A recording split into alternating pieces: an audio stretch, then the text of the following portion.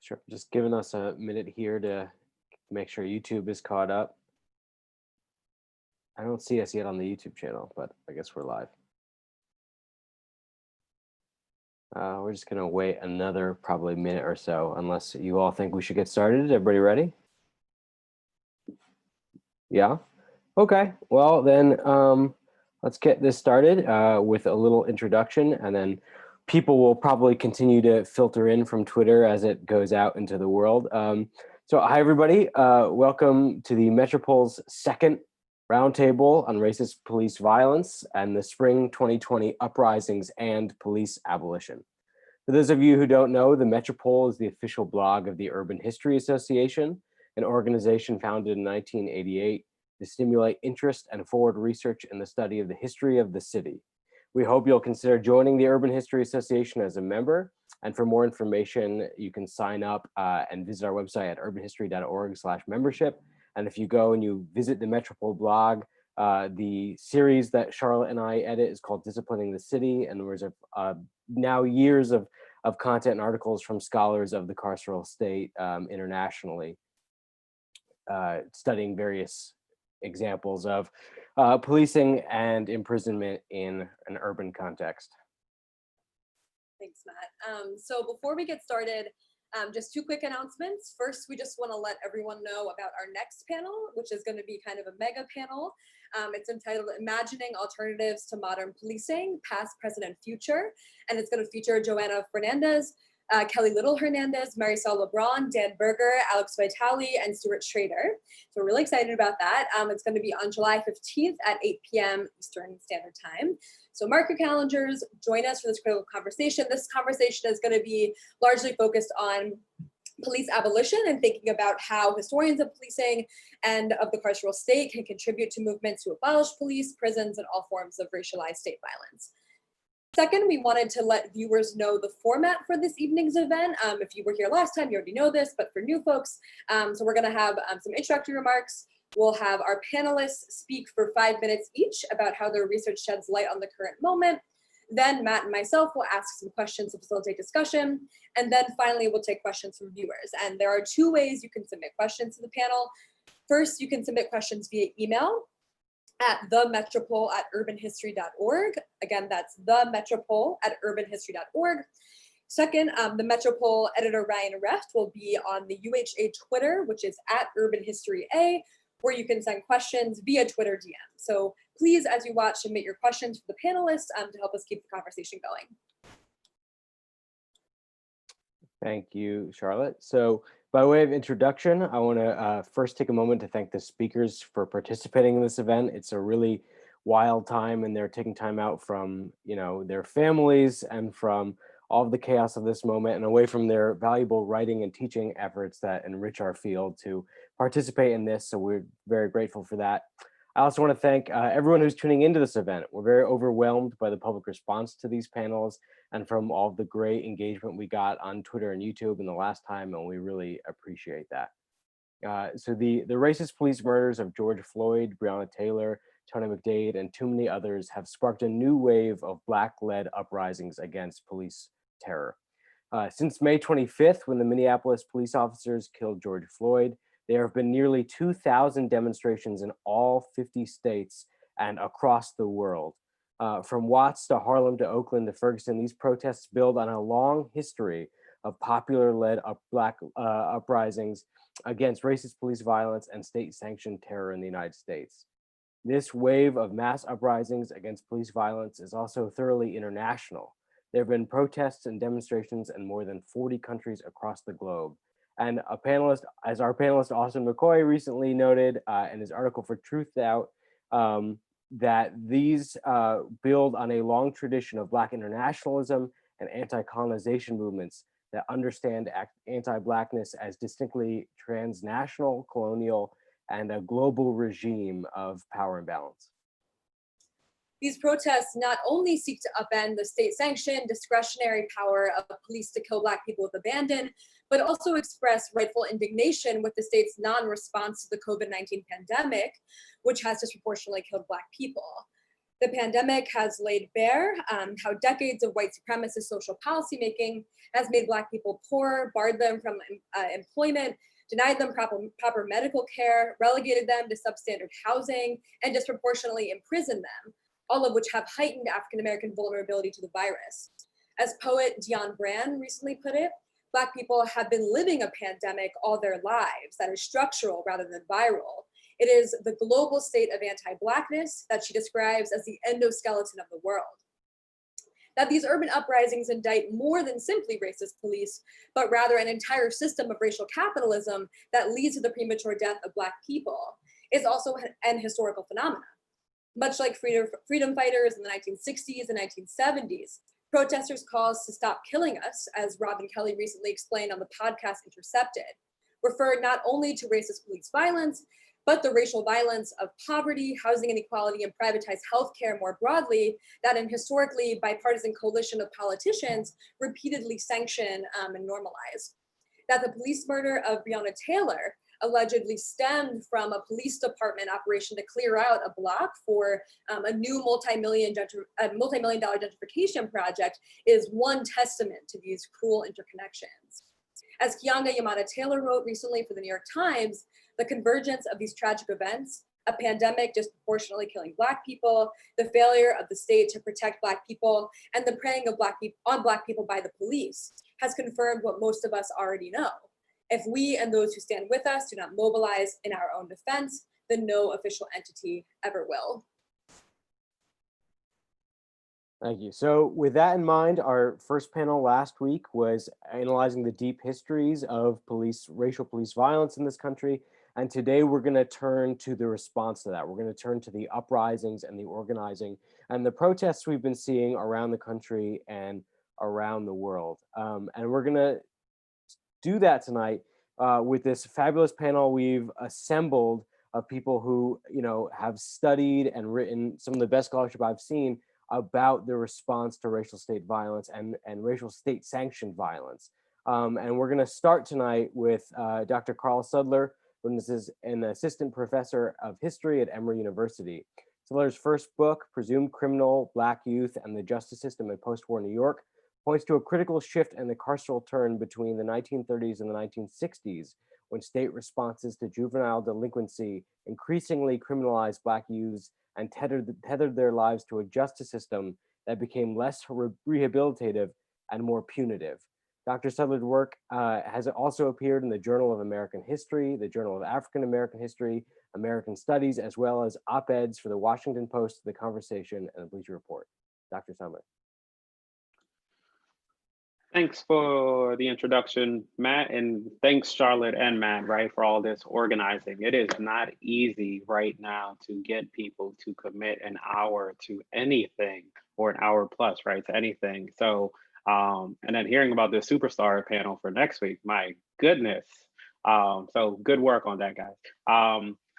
But yeah, so as Matt stated, Carl Suddler, assistant professor here in Atlanta at Emory University. And before I give you a sense of where I'm coming from, I just want to take a moment to acknowledge that we are still, one, waiting for justice for Breonna Taylor, two, that ICE needs to be abolished, and three, to all my activists and organizers, friends in Bloomington, Indiana right now, I see you, right? And as Rachel Herzing kind of recently reminded us all, it's possible to not believe in punishment while still believing in consequences, right? So these calls for justice are important. So first book, as Matt mentioned, right, Presumed Criminal, looks at Black youth in New York City, really between 1930s and the 1960s. And the book focuses largely on New York City, but for a variety of reasons, it's both an exceptional New York story, but also a story of, city in general, right? I lost the subtitle Fight to the Press, like many of us typically do with our first books, because I wanted it to be Black youth in the American city. Because I'm sure, as my co-panelists can attest to, thinking about last week's panelists as well, New York is but one of many cities where its citizens are often confronting, resisting, and challenging racist policies in their everyday lives. And so that's where I'm coming from at this current moment, right? As a carceral state scholar, sure, but also as a historian of the urban North, right? That's invested in developing better understandings of the consequences of racial inequities, be it contests over fair housing, public schools, as well as the legal system.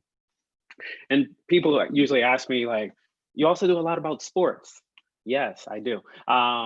So, and sports take a much more central role in the next book project, but you do see kind of the inklings of where I'm looking at sports and kind of um, the role that sports kind of play and always have played in these kinds of histories.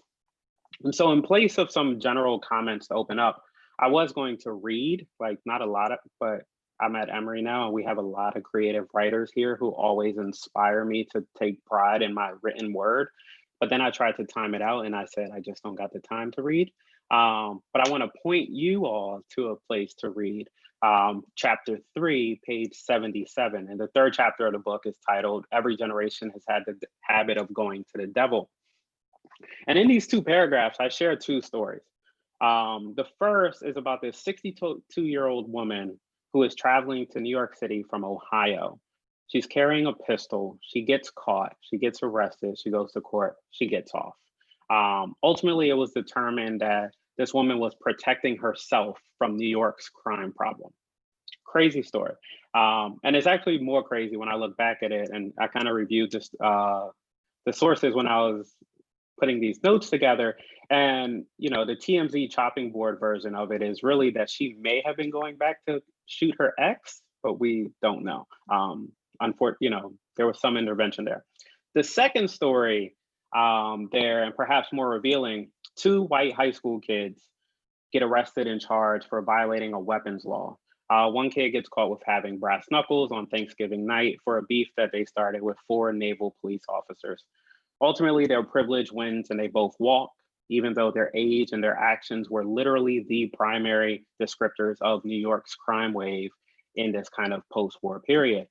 In their defense, it was argued that they were carrying these brass knuckles for protection, right? That they needed to protect themselves from New York's crime. And this possessive nature of coverage kills me every time. And we see a lot of that today. But these examples kind of jump out for a host of reasons, some of which I'm sure we'll end up addressing over our conversation tonight. But I've been thinking a lot of the current uprising, and I've been thinking a lot about recent surges in crime thereafter, right? Whether we're talking about New York City this weekend, whether we're talking about cities like Atlanta, because contrary to looking towards 68 as a comparison for the contemporary moment, I often find myself looking back to 43 for a variety of reasons. And this goes without saying that I have little faith in the current federal administration to produce anything close to the Kerner report. But I have maintained faith and confidence in the activists and organizers to move the needle at the local level. And we see that in the 43 uprising, or following the 43 uprising in different ways in the 68. So just some quick introductory remarks. That's who I am. That's how I'm coming at this. And yeah. Great, thank you. Next, we have Dr. Max Felker-Kanter. Dr. Felker-Kanter is currently a visiting assistant professor of history at Ball State University. His great book, Policing Los Angeles, Race, Resistance, and the Rise of the LAPD, narrates the dynamic history of policing, anti-police abuse movements, race, and politics in Los Angeles from 1965 and the Watts Uprising to the 1992 Los Angeles Rebellion, where he highlights the racism at the heart of the city's expansive police power through a range of previously unused and rare archival sources. His articles and book chapters have been published in the Journal of Urban History, the Journal of Civil and Human Rights, Boom, California, Black and Brown Los Angeles, A Contemporary Reader, the Pacific Historical Review, and the Kasdan Annual Review. Everybody needs to stop publishing so much so I can shorten these bios. Thank you, Max. All right, well, thank you, Matt, for that introduction, and thank you to Charlotte and yourself for organizing. I echo Carl's points there about, you know, getting everyone here, and next week, of course, is going to be was an even greater lift, I'm sure. So, you know, like Carl echo, you know, justice for Breonna Taylor, and I live in Indianapolis. We're still fighting around for justice for Drejon Reed. So I just want to echo those points. So as Matt mentioned, my book is a history of the LAPD between the Watts Uprising in 1965 and the 1992 Los Angeles Rebellion. And it tracks the relationship largely between police, activists, and politicians in the city over the course of roughly 3 decades. So that's kind of where I'm coming from in terms of my background and how I'm thinking about this. And as you'll notice, like the 2 events that bookend the book are 2 moments of uprising. And so the point that I try to make in the book is the one that 92 is not all that surprising given the history of the police that I track in terms of the expansion of police power, and that it's the expansion of racist policing in the city after Watts that leads to 92, which is something that I can address later. But the way I've thought a lot about what's the kind of current moment of uprising and protest is really thinking about Watts. And what I mean by that is thinking that Watts was a moment that came not just as like these one moments of sparks of rebellion, of like there's one instance of police racism and violence that then leads to unrest, is that Watts comes on 2-3 decades of racist police violence in Los Angeles.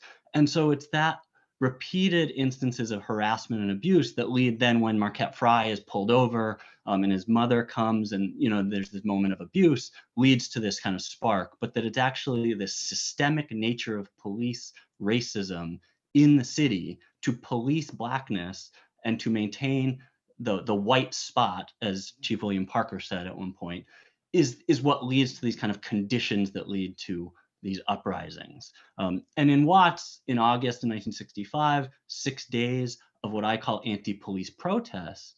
And I think the thing that's really key that I see there that we can see some echoes of today is that Watts becomes in many ways a police riot.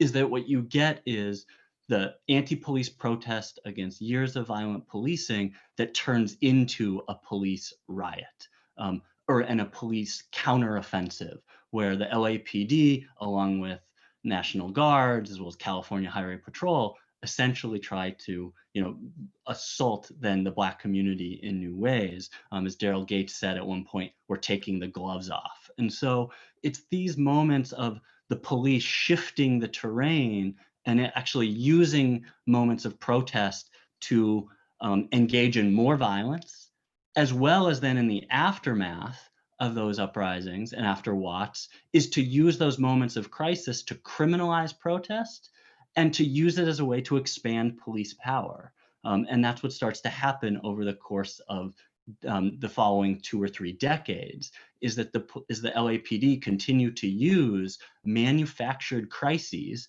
whether that's the quote unquote criminality of Watts, whether that is the anti-police abuse activists who are seen as a threat, who are oftentimes framed as subversives, whether it's the war on drugs and the war on gangs, is the police use those moments and manufacture crises in order to then expand their authority and power in the city. And those are the things that lead us to 92 in LA. And so it's something to kind of think that I want us to think through about the ways that police power expand and use these moments to increase their authority and power in the city. Of course, within all this kind of context of a growing world city, growing inequality when we get to 92. And so I think those are kind of these ways to think about our current moment, at least thinking through Watts and 92. So I'll leave it there and looking forward to our conversation. Thank you, Max. That's a very good point. Next, we have Dr. Austin McCoy. Dr. McCoy is an assistant professor of history at Auburn University. His current book project, entitled The Quest for Democracy, Black Power, New Left, and Progressive Politics in the Post-Industrial Midwest, analyzes movements against the criminal state and campaigns for participatory democracy in economics, foreign policy, and criminal justice after 1967. His writing also appears in the Washington Post, Nursing Clio, Black Perspectives, and Truth Out. Dr. McCoy. Thanks, Matt, and thanks, Charlotte, for asking me to be on this panel and for organizing everything. I think one of the things about these uprisings that have been going on is that they've been extremely generative in terms of just giving and providing all of us with the political education. I know that I've been, glued to the TV or talking to friends who are organizers or talking to other scholars, and we're all just trying to figure out, like, what do we make of this moment? Because this seems new. So before I get into my comments, I also want to echo, the call, like the sort of expressions of solidarity with folks in Louisville and other places that Carl and Max have already stated. Also, we should, I'm just thinking about many of my friends who are doing prison work. So thinking about the folks who are, still locked up, and thinking about how they are, exceptionally sort of, at risk when it comes to this pandemic and obviously state violence. So like Matt said, my work is on, social movements, and especially thinking about campaigns for participatory democracy in various areas coming out of the late 1960s. And what I want to do is talk about the role that urban uprisings have played, not just in, sort of being expressions of critiques of state and economic power, but also about, how they expand activist horizons, right? I mean, and they raise questions, right? I mean, these acts of collective violence or, acts of property destruction raise questions about citizen participation in a self-proclaimed representative democracy. So what happened in Detroit and Newark in July 1967? So I start my book in Detroit thinking about responses to the rebellion there.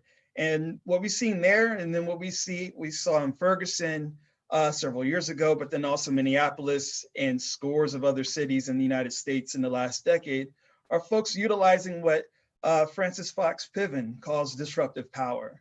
And disruptive power refers to movements that deploy unconventional tactics and radical demands. And I want to mention this because this type of power isn't the same necessarily as sort of electoral power, which when we think about protests and social movements, you have elites that are constantly trying to funnel, insurgencies into the electoral process. And these uprisings are not only, they're critiques of this process, right? I mean, so people are, when people strike out and they begin to, sort of not just march, but, destroy property, commit acts of vandalism, take over space, they are, making the argument that change can come from not just the outside, but change can actually disrupt the system.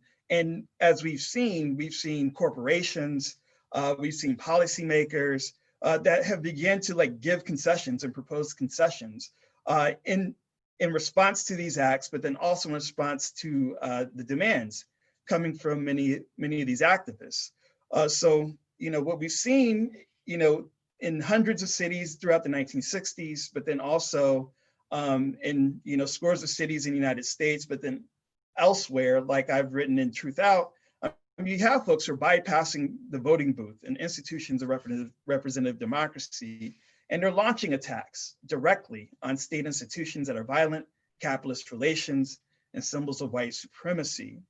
So out of these uprisings, we've seen demands to defund or abolish the police. And this is all, again, coming out of this disruptive power. And, obviously we should recognize that the demand to abolish or defund the police, while, liberals and conservatives and other elites are trying to, rush to do their job, which is to redefine these demands and again, make them palatable and sort of make them cohere to the system. These demands have come from decades of prison organizing and abolitionist organizing in the United States and elsewhere. So again, these demands just didn't come out of nowhere. They came through the struggles that folks have been sort of participating in over the last several decades. But then also disruptive power of rebellions have unleashed political and cultural creativity of people in the streets, and they've expanded our horizons of what this reckoning that people are calling could look like on the ground, even if it's imperfect. So protesters are leveraging this power to remake privatized and militarized spaces, such as the memorial to victims of police murder and brutality along the fence that the White House sort of set up to sort of, separate itself from the protesters. But then also you have murals painted on the boards and walls of businesses in Columbus, Ohio. And then also you have folks in Seattle who were taking space. And then the Floyd Memorial in Minneapolis. So there's a part of my research that sort of, is a, forerunner to some of this. And it comes out of the Detroit Rebellion of '67. And in this rebellion, you had Black nationalists like Reverend Albert Clegg Jr., and then organizations like the Malcolm X Society. And they began to raise questions about, who should control the post-riot reconstruction of the city. And they devised and articulated their own demands and their plans for reconstruction. And Clegg's demand to transfer power, right? I mean, so this is so for folks today, it's defund the police. For Albert Clegg, it's transferring power. And this demand, was an attempt to operationalize Black power. And advocates argued for white political and business leaders from local and federal government to transfer power over institutions and capital and other resources to Black folks living on 12th Street and living in Black communities. And this transfer of power for Clegg would lay the foundation for the development of a Black-ran cooperative economy. And while the Malcolm X Society, they didn't utter this phrase, they presented a set of demands for the development of cooperative housing in Detroit, as well as the establishment of a full employment economy and a plan for redevelopment that included building a land cooperative. Now, post-riot liberal organizations like the New Detroit Committee offered Clegg's organization, the Citywide Citizens Action Committee, they offered them a grant to see Black-led development, but Clegg turned it down because there came attachments to this money, and Clegg dismissed this offer as a form of colonialism because, again, this transfer of power meant what he said. It meant that white people in power would give resources to Black folks in Detroit, and Black folks would lead this development effort. So in many ways, right, I mean, this was a call for reparation. So this effort to get, white capitalists and white policymakers to transfer power ultimately wasn't successful, but it laid foundations for future organizing in Detroit. So if you're thinking around, the radical Black labor organizing with the Dodge Revolutionary Union movement, or even the campaign to abolish the Stop the Robberies, Enjoy Safe Streets undercover police unit that was responsible for, killing 24 Detroiters in a span of 3 years. So these two examples of, how these uprisings are generative, they again raise questions, right? And the main question that I come away with when thinking about these rebellions, thinking about this idea of a reckoning, is what would it take for Black folks to actually force an actual Black-led reconstruction that featured either taking control over institutions and garnering some form of reparations? Because while Black folks have pushed for the abolition of slavery, Jim Crow, and now the carceral state, white Americans have often set the terms for how far reconstructions should go. And they've often resorted to violence, whether it's, collective violence or institutional violence, to stop these efforts. So when, again, we're hearing these conversations about there's this reckoning going on.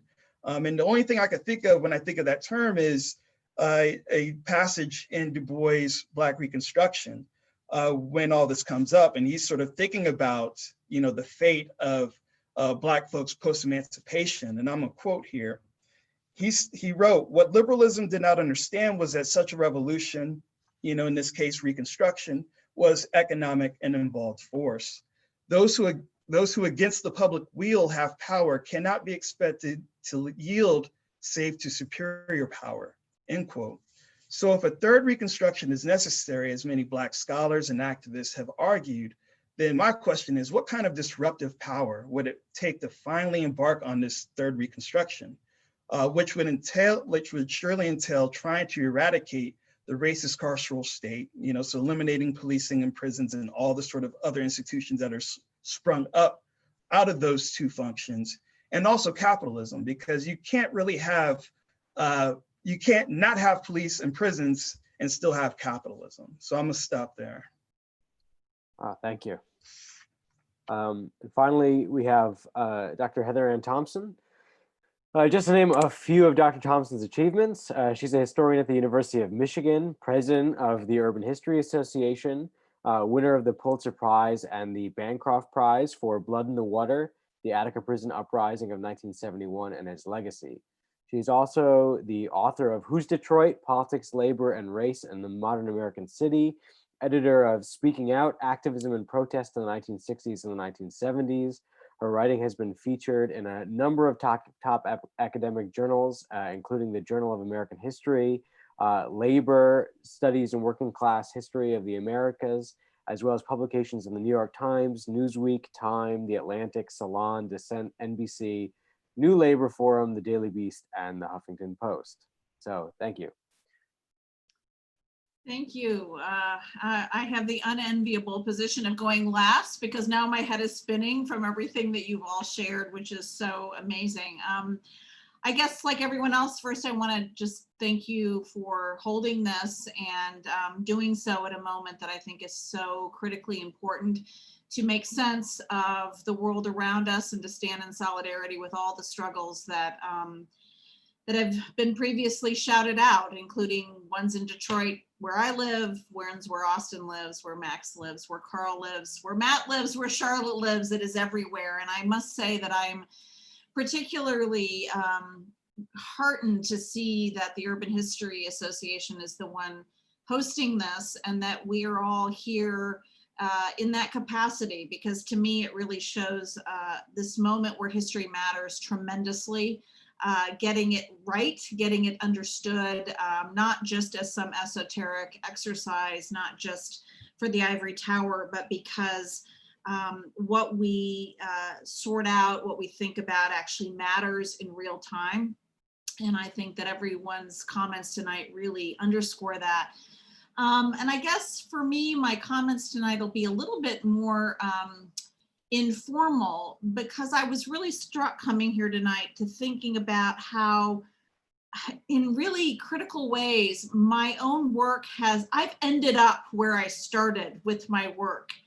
And I'm just kind of sorting that out. And by that, I mean, right now I'm working on a book on the MOVE bombing of 1985 in Philadelphia, which is a really horrific incident where the Philadelphia Police Department drops a bomb on a home in an all-Black neighborhood and virtually annihilates 2 city blocks, killing men, women, children, rendering homeless 160 plus families. And that this happens in a very Tulsa-like way, but it happens in our collective moment, or maybe not all of you, I'm older than you, but it certainly happens at a time when I was a grown-up, and this was something that I'm working on now.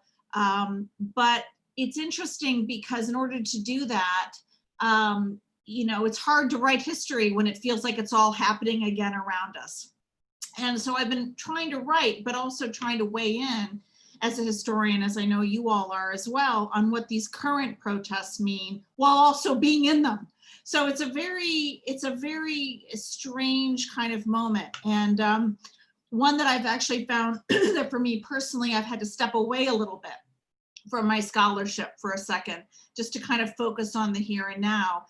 But I noticed that in all of the myriad reporter calls about what does this moment mean, and they always want to compare this to 1968, I find myself, like I just said, going back to the beginning of what I used to work on, which was Detroit, not in 1968, but well, actually including 1968, but really in the uprising of 67. My whole interest in history started thinking about this intersection between police brutality and Black resistance to the same. And so I've had to think about that earlier work again and again and again, like every time I'm talking to somebody about what this means. And I just want to focus on that a minute, because I actually think that that earlier period, the 60s, which we've all talked about, actually, Carl, you've taken us even earlier than that. And I really appreciate that, because I think that the whole point of this is that history reminds us of one essential fact, which is the way in which police violence is baked into the DNA of this country. that it is not episodic, it is not circumstantial, it is not accidental, it is not momentary, it is fundamental to the way that the American state operates. And so to touch back to that earlier period is, to me, only important if it really allows us to think that through, right? It's not helpful to look back at that moment and think, wow, you know, that was a crazy time just like this is. No, it's important to look back at that time because it forces us to realize that this time is not exceptional.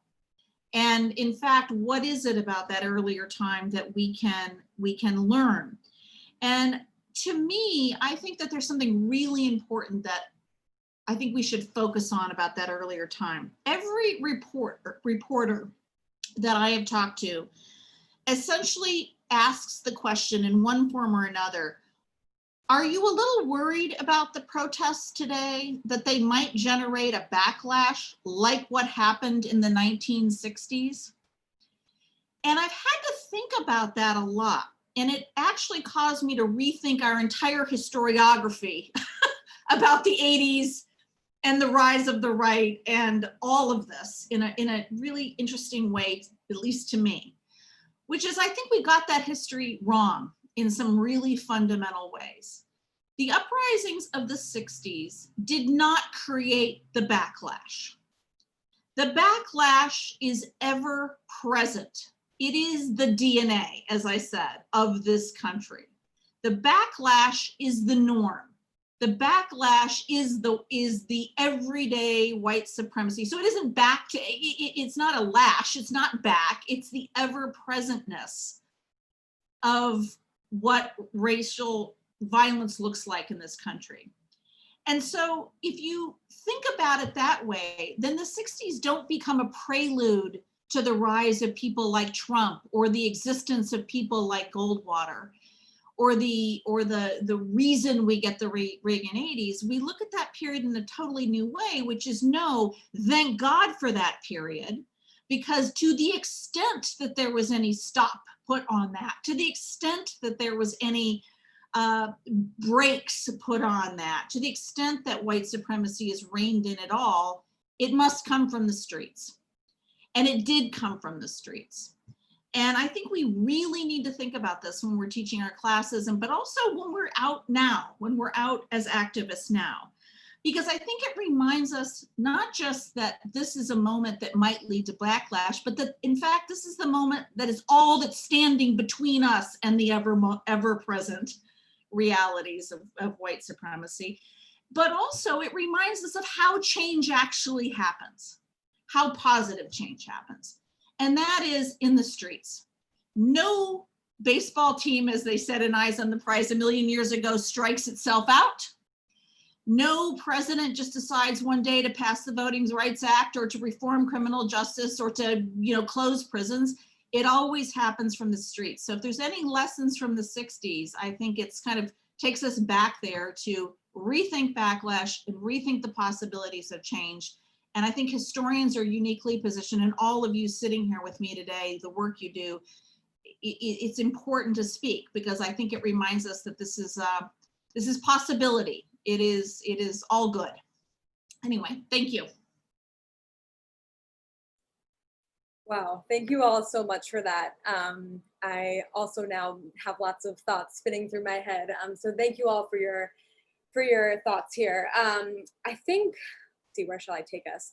So I think where I want to go next is picking up on a couple of different things, maybe questioning, thinking about what you just said, Heather, about how really the engine of change is in the streets, right? And like historians know this, but to your point, not the media doesn't always think in these same terms, right? And how the discourses around the uprisings are being shaped. And so I guess I want to ask, and anyone can feel free to jump in here. I want to ask kind of like, what does this disruptive power look like, both in terms of historically and also maybe in our current moment? And maybe thinking, one thing we really think about always and hear about is the question of looting, right?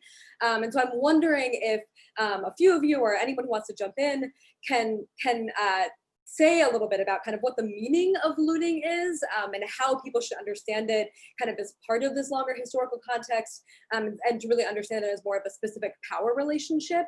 I think I see on Twitter sometimes people talking about things like, oh, like really we were getting the most done when we were burning police precincts, and they're saying it kind of like half jokingly, but I think there's something to that, right? About kind of like how we think about looting, how we think about this disruptive power that Austin brought up. So I'll leave it there. Anyone can feel free to jump in. Yeah.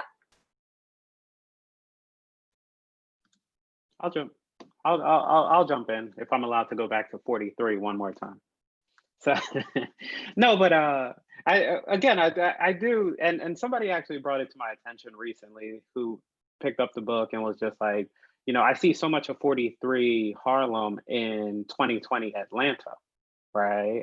We think about Harlem as a space as sort of in this moment of still kind of being the quote unquote Negro capital of the world in very similar ways that we think today of Atlanta, right? Of this city, you know, with remarkable Black leadership, right? We know have a Black mayor, have a Black district attorney in Fulton County, right? But yet we still have these types of issues, right? In the same way that what we saw in 43 with LaGuardia, obviously LaGuardia is not Black, right? But LaGuardia touts and pulls on the Black community in Harlem in various ways, right? And he kind of uses, you know, his quote unquote Black card, right? Because Harlem in 43 is coming right off of 35, right? And so like LaGuardia had been there recently, right? And so LaGuardia, you know, and shout out to Shannon King, who's writing a book on Harlem between the riots right now.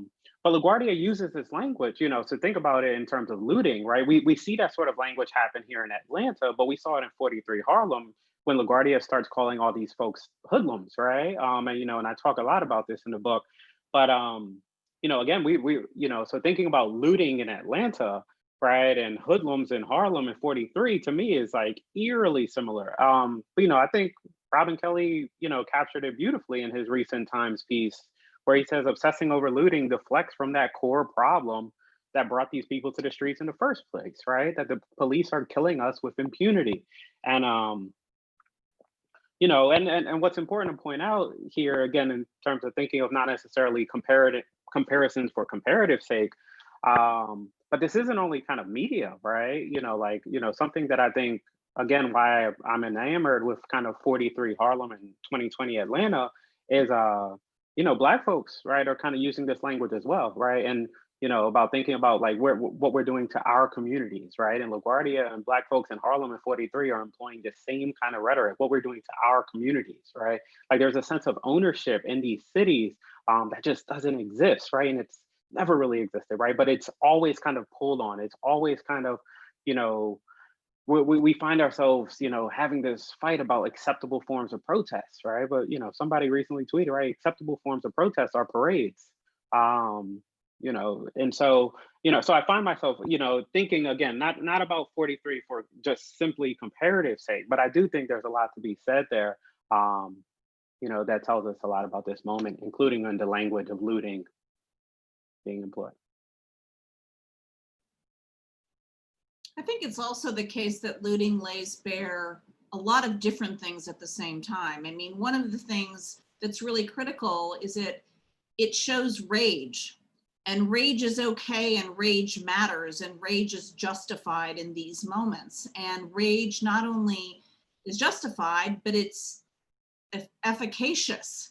I mean, it is, you know, nothing makes city leaders pay attention more than when property is damaged. I mean, as you know, as unpopular as that is to say, that's the reality. It's always been the reality. So it's about rage, it's about strategy, but it's also, as Austin mentioned, capitalism. And I think we just can't leave that, you know, to the side. It lays bare that you can't have capitalism without racism, that these things are joined at the hip, and that kind of inequality is not distributed equally. And that kind of rage against it is going to manifest itself in a number of different ways. But the most logical way is against those institutions that hold the material goods that are held just above everyone's head that they can't quite get.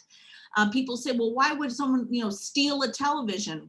How can they eat a television? Well, in fact, they can't, right? Because you can sell a television and you can in fact feed a family on a television. And these are the kind of subtleties that actually I think city leaders do know. And that's why it is so deeply alarming to them, but it's also why it matters to these protests and should not just be dismissed as the few bad apples of protesters. It has a logic as well.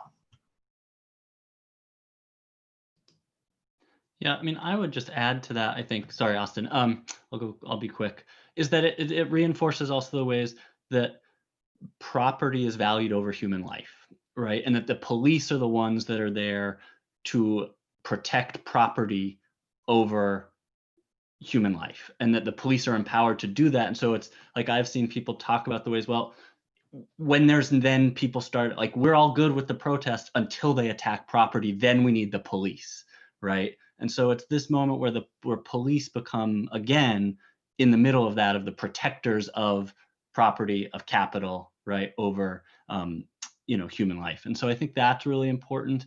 And then I know part of the question, I think, moving forward is that it also, I think, takes away from all of the generative organizing that Austin mentioned, or like in Los Angeles, what comes out of into the late 60s, early 70s is anti-police abuse activism, a coalition of groups that forms in 1976, the Coalition Against Police Abuse, or CAPA, comes out of the kind of so-called ashes of Watts to be this kind of long-standing organization fighting police abuse and police brutality. And so it's that kind of just, it's looting or it's something, or it's peaceful, right? Takes away this kind of, creates this dichotomy where it's much more interrelated, I think. And so.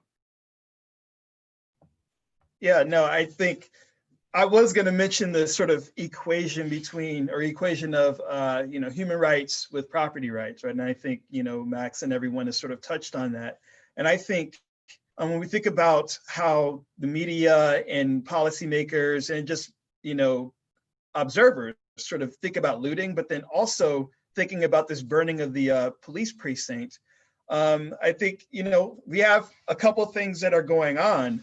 On the one hand, when you think about the use of disruptive power, one of the things that it tries to do is evoke actually a response, and it evokes a response that actually demonstrates the purpose of looting, right? So what I mean by this is folks are attacking symbols of capitalism and they're taking goods, and part of the argument behind these protests are that Black lives don't matter, and they don't matter as much as the economy, whether we're talking about COVID, right? So opening, like, we're expected to, operate and work and eat and do all these things basically on the backs of Black and brown people and poor folks, right? I mean, so like all these sort of arguments that these activists and protesters are making, when they go and take the television set, or they go and take, like food or any other sorts of goods, and people then respond by talking about, well, you can't destroy property,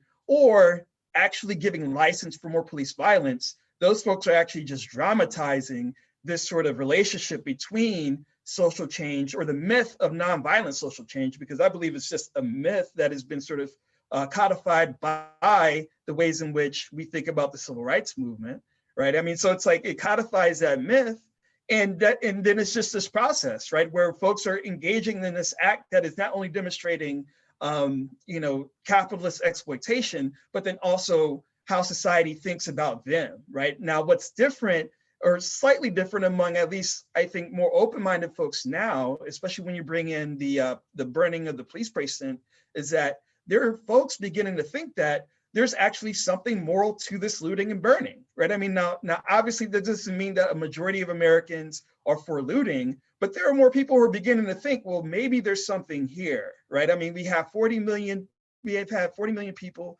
who've been unemployed. We've had people who have been, sheltering in place, not being able to get the goods that they've been able to get. So then when you have a multinational, multiracial group of folks going to these stores, going to Target, taking these goods, burning down the police precinct in self-defense, people are beginning to think like, well, maybe there's something, I may not agree with it, but we have to listen to this, right? We have to pay attention to this.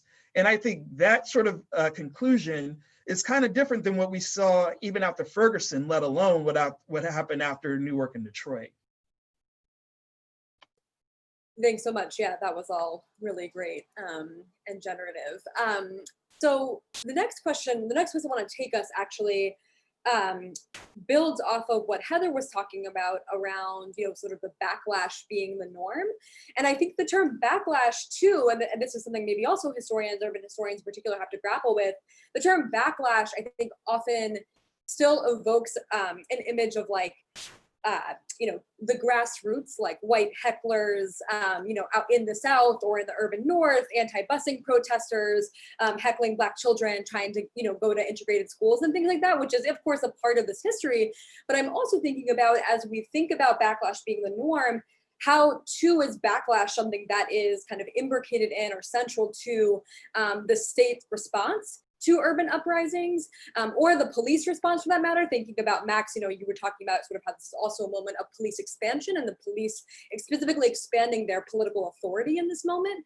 So I'm wondering if you all can kind of answer the question of how in the past did local, state, and federal administrations respond to urban uprisings? Are we seeing similar responses today? Why or why not? And then also kind of what can this history tell us?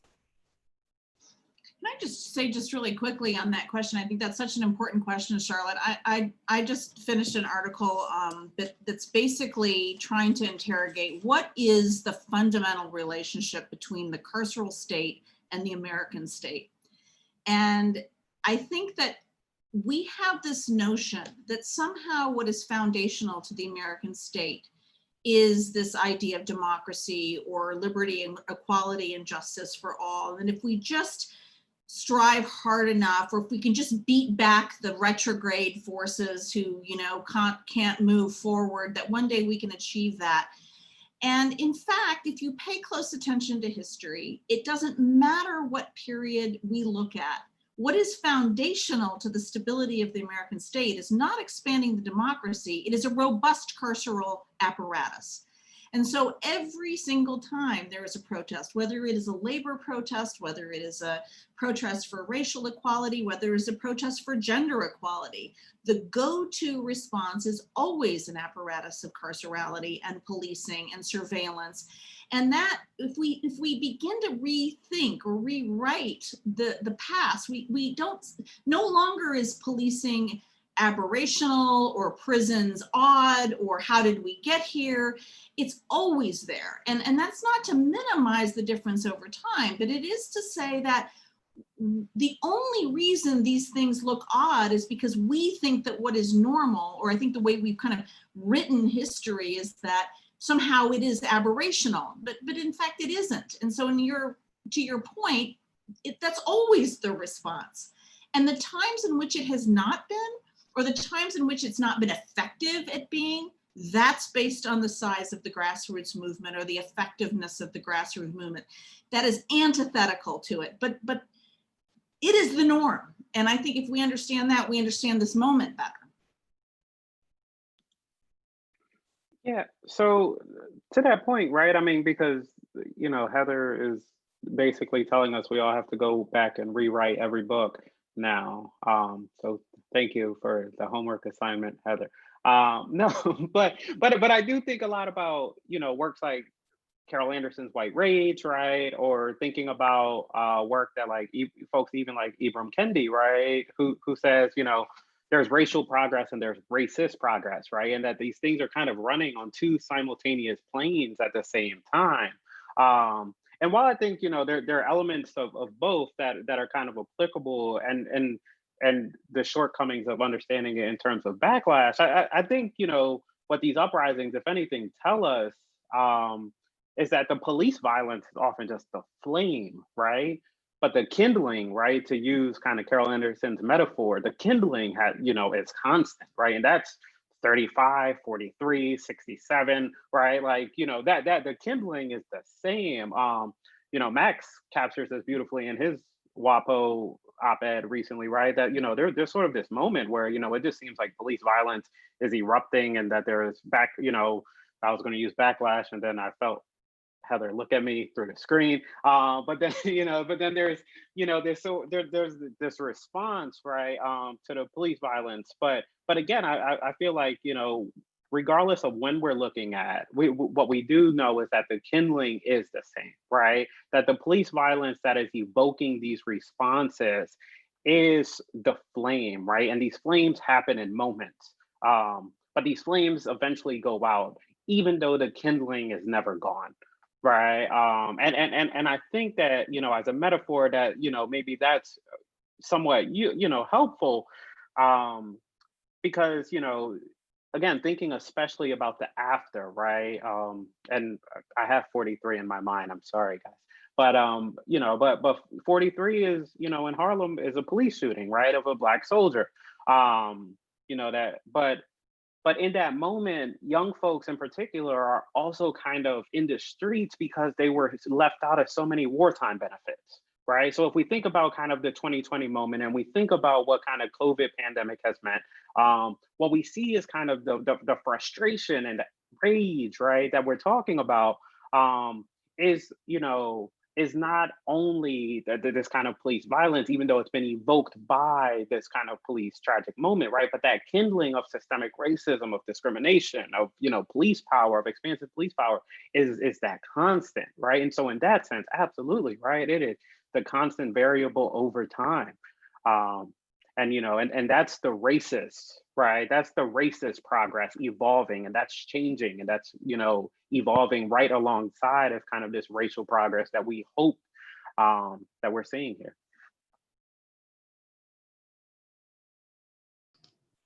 I mean, the thing that I would say to kind of build off, Carl, what you're suggesting too, is that, and to Charlotte, to your question, is that it's also like these moments of that go up and so to use the metaphor, the inflame, right? These police fight that on this kindling is the response of local, state, federal, policymakers, through the 60s. And we'll see that today if we want to talk about Biden, right? Even is that it's these liberal response, these kind of so-called reforms to policing, right? Coming out of whether it's the McCoy Commission and Watch, whether it's Kerner, which, however you want to think about it, fairly lukewarm when you actually get the results of like what police reform looks like. It's always the same of hire more Black officers, have more community relations training, have more sort of those sort of human which, it doesn't actually change anything to that, as Carl said, to the kindling, right, of police violence, of inequality, of racism, of white supremacy.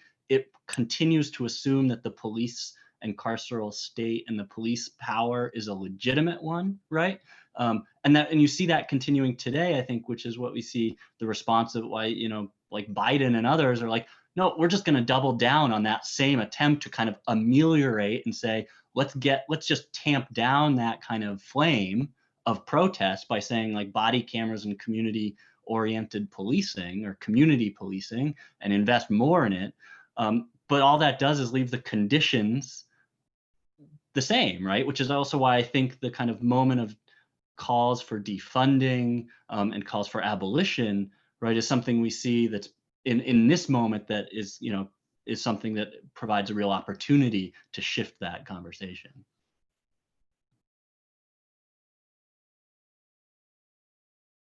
Awesome. I'm going to give you a moment if you want to jump in on this question. Otherwise, I'll move on. No. I didn't have anything to add. All right. Well, I guess I want to ask a fun times a historiographical question, which is that we're scholar activist scholars, and I'm wondering, where do we go from here? So like people who are watching this is probably going to be seen as a few undergrad classes. Some people are writing their dissertations right now. They're coming out with their first and second books. Where do we go as scholars who want to push the scholarship forward, but who also feel indebted to make our scholarship politically useful to the movement? I mean, is it expanding our scope to think about through a carceral lens about the history of racial capitalism? Should we be thinking about genealogies of racial state building and thinking about where the American state intersects with the carceral state? Should we be, thinking about cultural histories of white supremacy. Where would you like to see this movement go in a place that pushes the scholarship forward, but also remains politically useful and helpful? Can I just add a quick additional thing to that question? If folks also want to hop in and talk about not just sort of where the field can go or what kind of we can be thinking about in terms of how our work can serve the movement, but also like if you have experience making your work useful to movements in a really tangible way, like how you actually engage in abolitionist activism on the ground, I think feel free to pepper that in if that is useful to do. Thanks. So I'll go ahead and jump in here. So one of my sort of motivations for teaching, especially, has been to use history to not just teach students how social change might take place in the United States, but to really get them to think about how they would go about organizing and protesting themselves. So whether it's a class that I taught about histories of resisting state violence when I was at the University of Michigan, or even here when we talk about the civil rights movement, the Black Power movement, or any sort of social movements, I'm often asking students to sort of really break down what does it mean to protest, what does it take to protest, what does it mean to like organize, and using examples, whether it's thinking about how folks in Detroit organized against stress and sort of building a coalition of liberal and radical activists and organizations, and how they began to sort of analyze power, right? I mean, like, so when thinking about folks talking about so what kind of histories do we need, analyzing the carceral state, right? I mean, that's where the sort of power analysis comes from. But then getting students to think beyond the ballot box, right? I mean, it's like voting, especially down here in the South, this history, it's important considering the, de jure or the sort of, disfranchisement of Black folks' voting rights. But then, there are also other traditions, obviously, thinking about Robin Kelly's Hammer and Hoe, communist organizing here in Alabama, right? I mean, and sort of other examples of, what does it mean to sort of expand democracy? And who's behind that, right? I mean, it's not either the political parties; it's typically people on the ground who are leading in that expansion, and we're seeing that today with the movement for Black Lives and other organizers throughout the country. I mean, so that's been sort of like the cornerstone of my teaching is really just teaching histories of organizing and getting students to think from that point of view rather than from the point of view of a politician.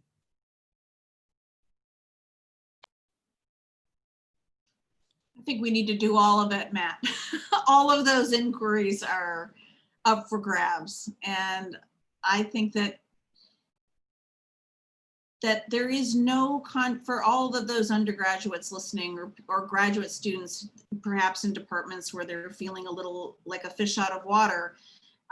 These are not antithetical goals to be an activist and be a scholar. They are intimately related.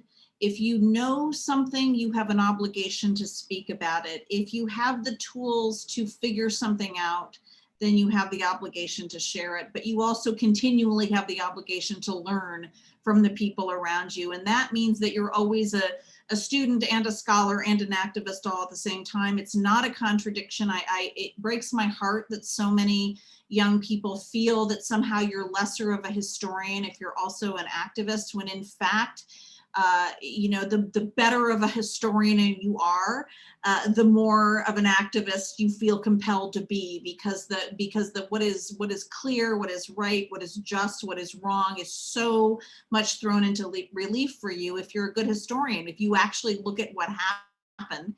And then the final thing is that you realize, I think, really quickly that no matter what we work on, it's valuable if we are constantly questioning the status quo. So for me, in my classes, I consider it an obligation just to, as Austin said, have students imagine what is possible, rather than to just accept what is. I mean, that itself is a revolutionary act, to imagine that actually people don't do it everywhere the way we do it, or that it is possible to have responsibility without prison, or it is possible to have public safety without police, or all of these things. It's about imagination, and who better to do that than both activists and scholars? So I think it's a great time to do both.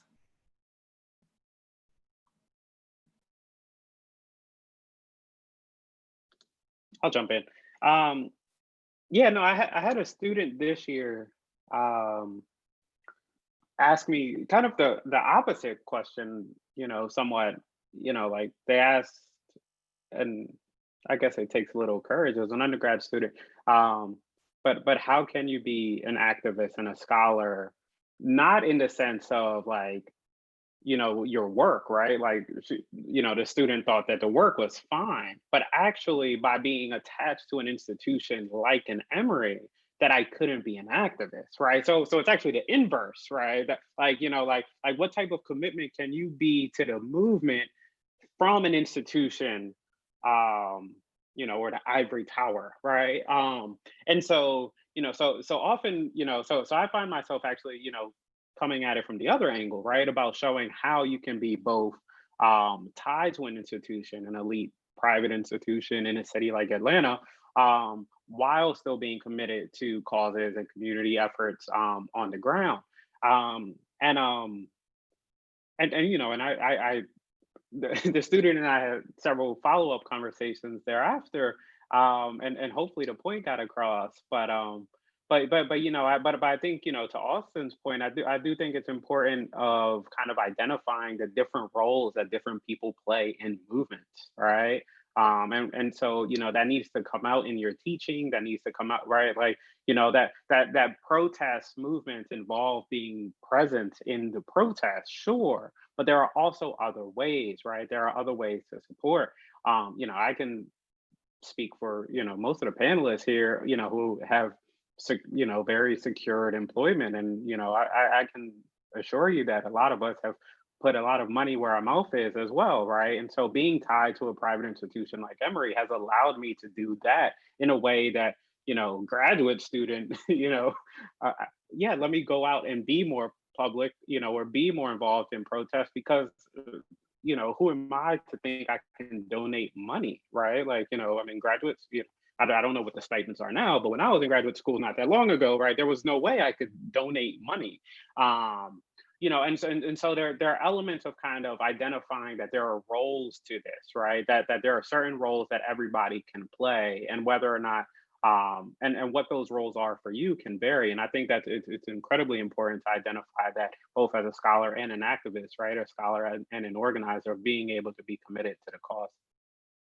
And I think that's a really, really good point also, just because so much of the scholarship being done by people who are contingent, people who cannot find space inside the academy. And so making room for them to participate in this as activists and as scholars is still incredibly important. Sorry, Max, I think you were about to speak. Oh, sorry. Yeah, I was just gonna, I'll echo everything that Heather and Carl and Austin kind of said there in terms of scholar activism, organizing, and how we teach. And I also find it really valuable in my teaching, especially when I'm teaching in African American studies courses, for example, this past spring, is that oftentimes the students are my students very willing to take this on, see themselves as activists, see the scholarship that they're working with as activist scholarship, and then learn from it. And so what I mean by that is this past semester at Ball State, there was an incident where a professor called a police officer on a Black student, and it led to kind of a lot of outrage.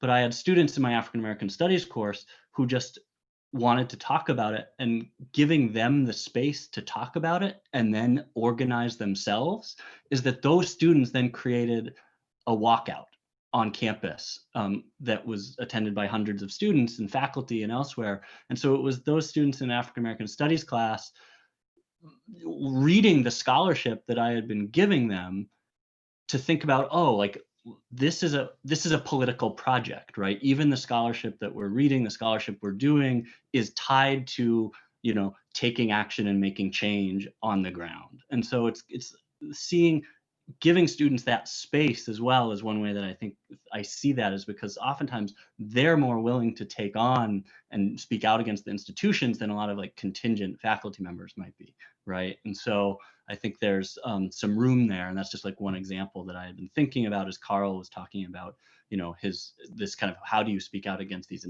you know, when you're connected to these institutions that are so invested in, you know, to be honest, like right now with schools going back in the fall, you know, the investment is really about capital, right? It's really about how do we get enrollments, right? And so I think that's something that is to be aware of. And so I'll leave it at that. I'm going to leave the historiography off at this point, but. Thank you so much. I think we are going to wrap up really shortly. I just want to make two really quick points to add on to this conversation about what people can do. I also just want to say that there are a ton of movements across the country right now at college campuses to abolish policing on campus, or to have campuses cut ties with different police departments. Like, I'm involved in one at Northwestern, full disclosure, and NU Community.Cops. Shout out to that amazing work being done. It's a coalition of Black undergraduate and Black graduate students and their accomplices. So I just think that's also a really rad way for grad students, undergraduates, but also faculty to support these kind of abolitionist movements on campus that are being led by students themselves. Just to kind of build onto the ways that we can all be thinking about putting our work into practice, perhaps. So I think with that, we will wrap it up. Thank you so much to everyone. Apologies to the audience we didn't get to your question, but hope to see you next week, July 15th, 8 p.m. for our final conversation on police abolition. So thanks so much, everyone. Really appreciate it. Thank you, everybody. Good to see you. Thank you. Good to Thank see you. you.